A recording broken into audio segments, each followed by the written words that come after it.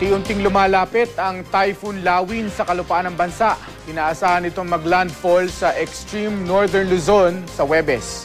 Nakataas ang Public Storm Warning Signal number 1 sa Isabela, Cagayan, Babuyan at Calayan Group of Islands. Ibig sabihin sa loob ng 36 na oras, makararanas ang mga nabanggit na lugar ng malakas na hangin. Pinapayuhan po ang mga residente na maging alerto sa posibleng pagbaha at landslide. Sa datos na nakalap ng Weather Central, huling namataan ng Typhoon Lawin sa layong 383 kilometers silangan ng Kasiguran, Aurora. Lalong umigting ang dala nitong hangin na ngayon ay may lakas na 259 kilometers per hour at bugsong umaabot ng 315 kilometers per hour. Kumikilos ito pahilaga sa bilis na 4 kilometers per hour at posibleng lumabas ng bansa Sabado ng umaga.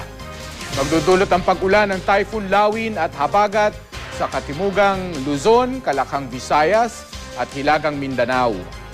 Ngayong hapon, maalinsangan na magiging panahon sa Metro Manila, Central at Northern Luzon dahil hindi pa tuluyang nakakalapit ang bagyo. Inaasahan naman ang matataas na alon sa mga seaboard na nakapalibot sa Luzon at Eastern Seaboard ng Visayas at Mindanao. Para sa iba pang detalye, pumunta lang sa GMA News Weather page o sa Facebook page ng GMA Weather.